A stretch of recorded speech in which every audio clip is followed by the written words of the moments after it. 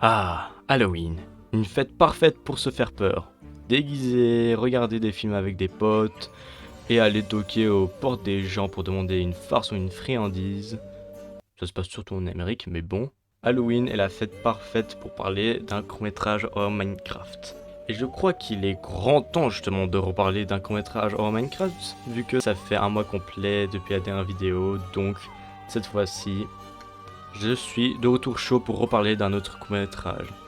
Et ce court-métrage hors Minecraft passe parfaitement avec le thème d'Halloween, puisqu'on va parler d'un CMHM fabriqué par une légende française du court-métrage hors Minecraft. Pas du niveau de Jomotech 30, mais d'un niveau quand même bien élevé, puisqu'il est le premier à consacrer sa chaîne YouTube au court-métrage hors Minecraft. Bon, vous allez peut-être me dire que c'est pas lui le premier, mais c'est celui-là qui a le mieux percé à son époque quand il a commencé sa chaîne YouTube. Je vous parle bien sûr de Kentra Show avec son court-métrage Nuit de terreur.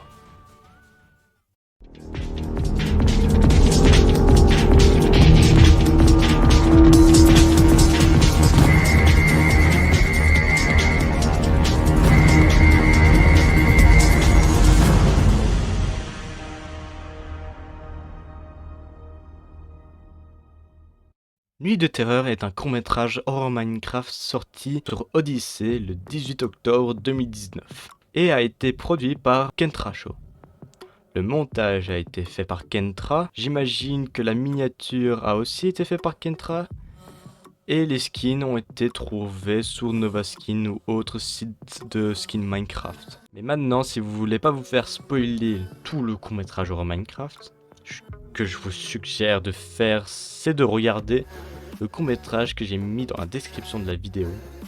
Et j'ai également mis la chaîne Odyssey de Kentra. Et maintenant, pour ceux qui ont déjà vu le court-métrage pendant qu'ils ont mis pause et qui sont directement allés foncer pour regarder le court-métrage et après revenir sur la vidéo, ou soit pour ceux-là qui sont là déjà et qui savent déjà ce qui va se passer dans le court-métrage, eh bien, on pourra enfin commencer avec le court-métrage d'aujourd'hui.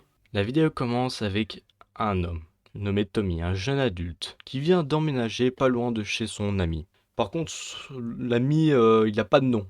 Bon, après, on l'apprend plus tard, le nom, le prénom de son pote, mais c'est pour ça que je trouve ça toujours intéressant de nommer les personnages. Comme ça, on le sait directement. Par exemple, quand il y aura des gens qui vont faire une review de ton court-métrage, ce serait bien intéressant de parler directement des noms de chacun, sans trop le préciser, bien sûr. Après avoir posé les dernières boîtes d'emménagement, son pote sans nom l'invite à une soirée déguisée spéciale horreur. Tommy accepte et son ami rentre chez lui. Le lendemain, son ami le réveille dans son lit puisqu'il dormait dehors. Dehors. Est-ce qu'on est sûr qu'on est sur le bon script? Parce que moi je suis pas venu ici pour parler d'un autre court-métrage SDF de nuit riche, ce genre de truc là, ce genre de merde. Après que Tommy le demande s'il pouvait aller voir la maison de son pote, son ami accepte.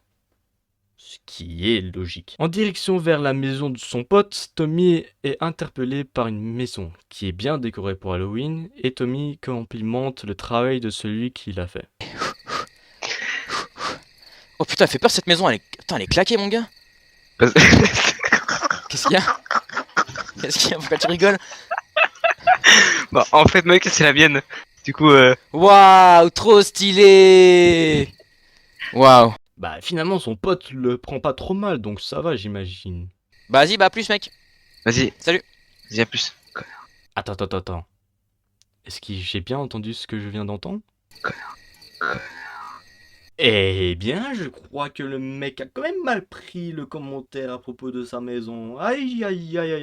Une semaine plus tard, Tommy arrive tout juste à temps pour le début de la fête. Après avoir laissé sa maison libre aux voleurs qui passeraient devant. J'ai pas de porte d'entrée. Bon, c'est pas grave, je me ferai cambrioler. Il est con? Oui, il est con, hein. Ok, on est d'accord là-dessus au moins. En arrivant, Tommy fait la connaissance de deux individus. Un mec déguisé en Slender et l'autre en zombie. Et après avoir fait le tour de la maison et d'avoir dit quelque chose qui ne se dise pas en public, puisque c'est tout simplement dégueulasse. Moi je l'ai invité parce qu'elle avait un bon costume quoi, c'est tout. Ouais, un bon boule et tout. T'as appelé Ouais, en Valérie fait, Damido déjà- pour faire la déco, c'est quoi? Non elle était moins grosse la meuf que j'ai appelée. Ah ok. Ah oui, ouais, les Ou je boissons. mange tout des ça. enfants. Des boissons ouais. Ok, genre des quoi? Des boissons. Ah oui, non, j'ai cru entendre des Il a enfants. dit Ah oui, non, Fanta. la bière, Fanta. les enfants. Ils attendent les autres invités. Ah, Bon. Ah bah tiens. Ah. Il y a des gens. Ils arrivent et nous sommes présentés à deux autres individus. L'un est un mec banal avec une tête de citrouille et l'autre est un mec déguisé en Michael Myers. Pendant que les deux nouveaux arrivent pour faire le tour de la maison, comme ça ils savent où sont les toilettes et tout ça, dont même la zombie les suit pour je sais quelle raison, Tommy apprend le nom du mec déguisé en Slenderman. Il s'appelle Raphaël et c'est un étudiant qui vient de finir quelques études en alchimie et précise qu'il vient tout juste d'un labo d'où il vient de finir un liquide spécial de toutes couleurs. Et il précise qu'il faut mieux pas en boire. Ce que je trouve marrant en fait dans ce moment, c'est s'imaginer être un scientifique qui vient de finir son taf une nuit d'octobre et voit à la sortie un mec déguisé en Slenderman. Quand tout le monde revient à la table, Tommy demande le nom de chacun. Tête de citrouille s'appelle Emilio, Michael Myers s'appelle Bobo. Autrement dit, Baudouin le sagouin. Ta gueule! Je t'ai pas donné le droit de parler toi. Et la zombie s'appelle Jane. Et on apprend le nom de l'ami de Tommy, enfin, et il s'appelle Soriba. D'ailleurs, je précise, mais peut-être ça peut avoir une importance pour la suite, mais Soriba se trompe de nom avec Raphaël le Sender et le nomme Francis. Bon, franchement, je m'en fous, hein. C'est une fête et j'imagine qu'ils sont pas vraiment potes, hein. C'est un mec qui est venu, il a été invité, voilà, bref. Donc, s'il prend mal, je trouve ça quand même extrême. Après l'introduction de presque tout le monde, Tommy part se laver les mains dans le semi-douche, semi-bain. Bon, après, il y avait certainement un évier dans la cuisine, mais bon, passons, hein. Après s'être lavé les mains, Tommy descend pour apprendre que Soriba est un fan et collectionneur de couteaux. Mais aussi pour faire la connaissance avec le monstre de Frankenstein. Non, plus sérieusement, il fait la connaissance d'Adrien, le chien. Et bah, pauvre type, il ne devait pas avoir la vie facile avec son nom, hein. Punaise. C'est triste, mais ce qui m'interpelle, c'est surtout que Soriba est un fan collectionneur de couteaux. Après ça, Tommy se dirige vers la buanderie pour parler avec Baudouin. Pendant ce temps, Adrien dit à Soriba qu'il reviendra après avoir cherché à boire. Mais quand il va dans le stock de boissons, il va se faire attaquer par quelqu'un qu'on connaîtra pas l'identité vu qu'il apparaît pas sur l'écran. Quand Tommy trouve Baudouin, il le demandera ce qu'il fait dans la vie. Et Baudouin lui répond qu'il a une passion pour le cordage. Il rajoute qu'il a gagné la médaille d'or en escalade et en acrobranche. Et c'est très bien tout ça, mais là ça devient un peu plus dark. Parce que là, il vient de lui raconter une anecdote où qu'il aurait attaché un mec à un arbre et il l'aurait laissé pendant des jours et qu'il aurait pu mourir de faim mais que la police serait venue à temps pour pouvoir le libérer. Ok. À ce moment, Tommy comprend que ce mec n'est pas normal dans sa tête pour faire un truc comme ça et fait semblant que quelqu'un l'appelle pour s'échapper de la situation. Ce que je peux comprendre, c'est très relatif, enfin c'est compréhensible. C'est ça que je cherchais comme mot. Plus tard dans la soirée, Soriba propose de le rejoindre regarder Massacre à la tronçonneuse avec les autres, mais en arrivant, Tommy remarque qu'il manque deux personnes, Adrien et Raphaël. Tommy décide alors d'aller les chercher pendant que les autres discutent. Moi, il est moyen. Vous avez vu, Ah bah au moins il a retrouvé Adrien. Bon, pas entier, mais il l'a retrouvé.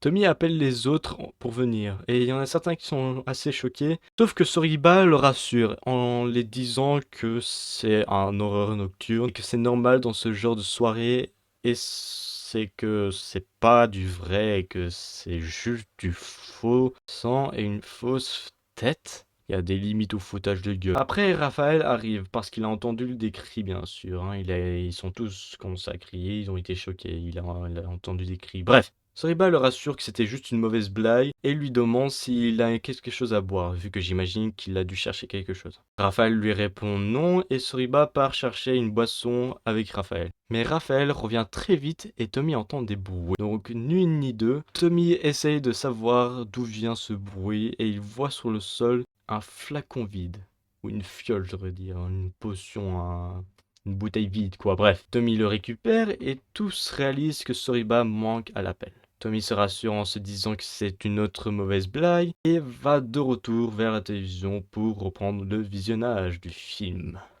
Baudouin sort pour fumer, Raphaël le suit et Tommy se retrouve tout seul en compagnie de Jane. D'ailleurs, je sais même pas où est passé Emilio, la tête de citrouille, mais bon, bref. Tommy demande cette fois-ci à Jane quel est son passe-temps préféré et Jane lui répond qu'elle fait de la natation. Mais elle dit qu'elle peut plus aller dans aucune piscine puisqu'un jour elle aurait noyé quelqu'un. Et bah c'est génial tout ça, hein. On a un beau club des tarés mentales de l'année, hein. Là c'est plus du horror nocturne, hein. On est venu pour faire comment ça s'appelle encore? C'est comme en fait le truc des Oscars, hein, sauf que là on essaie de savoir qui est le plus fou d'entre eux. Oui. Tommy est choqué de la nouvelle et lui dit cash. Ouais, ok. C'est hyper chaud, genre. C'est bien parce que je demande à tout le monde leur hobby et enfin, à chaque fois c'est des trucs chelous. Enfin, Bon après il a pas tort, mais c'est pas la meilleure des façons de dévoiler à une de ces personnes, hein. Après cette discussion, Tommy va à l'étage pour se détendre des certaines personnes qui rôdent dans la maison et autour de la maison, vu qu'il y en a 2 qui sont dehors et 2 qui sont à l'intérieur, dont 2 qui sont portés disparus ou soit morts. putain. Oh putain, qu'est-ce que c'est que ça? Oh putain. Oh, venez, venez, venez! Ah bah tiens, en parlant de ceux qui étaient dehors, eh oui, Tommy voit dehors par la fenêtre Raphaël pendu et en dessous de son corps sans vie, il y a Baudouin. Tommy panique et appelle Jane pour lui montrer le corps. Baudouin arrive dans la chambre et réagit de la même manière que tout à l'heure. Regarde ce qui se passe! Oh putain! Oh là là, quel génie. Il fait bien semblant d'être pendu, hein. Bah, attends, mais il fait pas semblant là? Non, c'est pas possible. Bah, bien sûr que si. T'inquiète. Putain, c'est vrai qu'il fait quand même bien le pendu. Non, mais c'est pas Mais possible. tu c'est sais, possible. Horror Nocturne, c'est pas que du spectacle. Attends, c'est ça la phrase kitsch de ce court-métrage? Et bah, on a quand même entendu mieux, hein. Après que Tommy s'est calmé, il descend en bas pour retrouver les autres. Mais malheureusement, pour Bobo... Autrement dit, Baudouin, Mais tu vas la fermer à la fin! Je disais donc. Mais malheureusement pour Baudouin, Emilio laisse couler une boisson sur Baudouin. Baudouin s'énerve et Baudouin part vers la salle de bain. C'est beaucoup de Baudouin en une fois. Jane et Emilio suivent Baudouin, je sais pas pour quelle raison, mais bref. Emilio redescend et Tommy se sent plus à son aise. Ouais, Même, je mais sais pas, c'est enfin- normal, autrement c'est plus de l'horreur nocturne. Ouais, mais je sais pas, même quand je parlais aux autres, je sais pas, ils avaient des délires bizarres. Toi, t'en as pas, j'espère. Hein. Non, t'inquiète, t'inquiète. Juste mon père, bah, qui est bouché, mais il m'a juste appris à, tu vois, à démembrer des animaux, mais bon, tu Bon. sais, je le fais pas souvent, et puis j'aime pas trop. Ah ouais. Je préfère jouer du piano, tu vois. Ah oui, ouais, ça c'est quand même mieux quoi. Et va dans la salle de bain pour voir si tout va bien et retrouve Baudouin noyé. Tommy court dans la buanderie et retrouve la tête de Jane et des autres empalés sur des portes-armures ou sur des mannequins, c'est comme vous voulez. Et dans ce cas-ci, on pourrait dire même qu'ils ont plus toutes leurs têtes. Tommy comprend qu'il faut partir de cette maison, mais quand il arrive à la sortie, il se fait arrêter par celui qui était derrière tout cela. Tu sais, dans l'horreur nocturne, il n'en restera qu'un. Et bah tu vois, ça c'est une phrase kitsch. Baudouin, mais c'est pas fini. Avez-vous trouvé le coupable? Qui a tué qui? Chaque détail compte. Chaque parole, acte est important et indispensable pour trouver le coupable de Horreur Nocturne. Les trouverez-vous? Je vous laisse les deviner en commentaire.